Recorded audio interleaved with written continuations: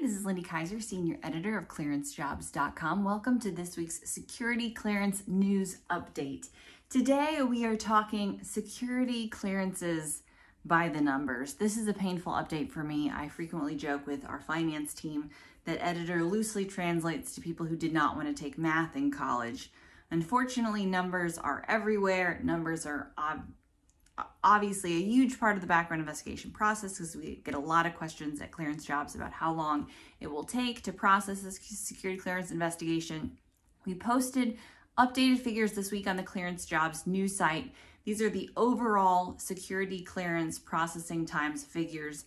Usually on our news site, we publish just the DoD industry numbers. That's because those numbers are usually the longest processing times that we see. And also on Clearance Jobs, we have a lot of DoD industry folks who are coming to the site, contractors who are looking for updates on information. The numbers that I was able to get this week are just the overall numbers. So I would expect DoD industry numbers to be slightly higher, but what we have for DoD industry is for the first quarter of 2020, it was 154 days to process a top secret security clearance. It was 80 days to do a secret clearance. That might seem long. You're still talking 2, 3, 4 months. Those are the fastest 90% of investigations, but those are way better than the 500 plus days we were seeing for investigation timelines a year ago. In the second quarter, clearance processing times improved even greater. Again, this is fiscal year 2020 clearance processing times numbers, 119 days for a top secret clearance and 65 days, just over 2 months for a secret clearance. Again, dramatic improvements. We're hearing from investigators, adjudicators, facility security officers on the ground that they're seeing those numbers backed up. Investigations are moving forward a lot. Adjudications, still a bit of a black hole. I've gotten a few emails in my inbox this week with folks asking for adjudication timelines. Unfortunately, the breakdown didn't say investigation versus adjudication. There seems to be huge agency disparity in terms of those adjudication timelines. DHS always takes a hit. It seems like their adjudications take forever. The intelligence community adjudications, I have heard, are taking place faster. So those are updated security clearance processing times. The next security clearance number I wanted to discuss is how many people have security clearances.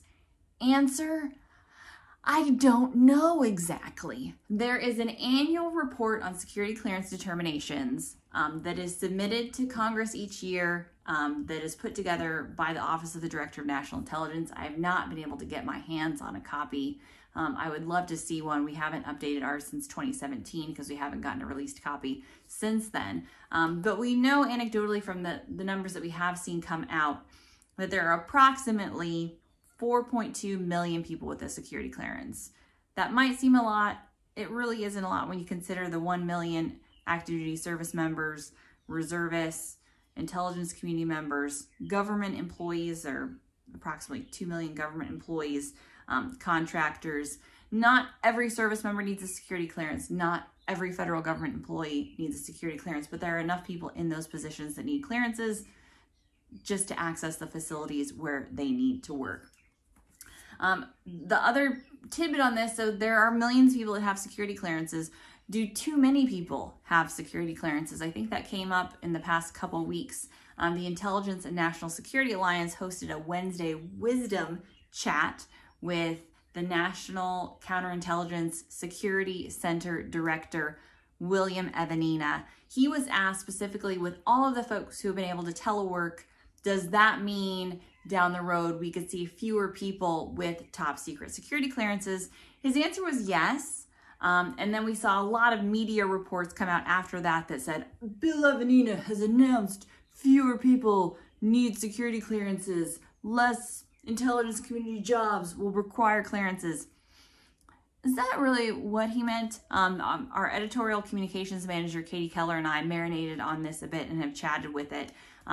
Point blank, he did say, yes, you could see fewer positions requiring a TS clearance. He by no means said or even implied that too many people have security clearances or that we will see fewer security clearances. In fact, he advocated that if you want to get started and work in the national security community, you need to get a security clearance. I think the reforms that we'll see happening are changes in telework policies. Previously, we've seen the number of people within the intelligence community writ large is micro who are allowed or able to telework. I think because of the coronavirus, we could see a lot more people able to telework. So more people will be teleworking. We might switch to schedules where you're working in an office 50%, working from home 50%. Again, we talked last week about how the Defense One initiative out of the Air Force allowing classified laptops to go home. We'll see a lot of workplace innovations. Does that mean overall you're not going to need a clearance to work in the intelligence community, or they're going to try to reduce the number of people with security clearances?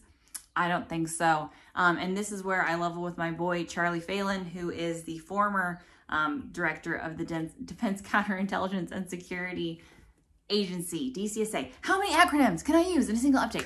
So the former DCSA director used to always say, do you want somebody who's overqualified, fixing your fighter jet, or you want somebody that's underqualified? The issue is not the number of people with security clearances. The issue is bringing in the right people into the right jobs with the right security clearances. So that's it. That is your clearance by the numbers update. Clearance processing times. How many people have security clearances? Do too many people have security clearances? I will say no. We want people to be overqualified, to have the right qualifications, and vetted for the positions that they're in. So I think that's the gist of what Bill Evanina was saying. We're going to see changes. We're going to see things evolving. We're going to move away from maybe a pass-fail, one-stop shop clearance option, but they're still going to be responsibly vetting candidates, and your security clearance is still important.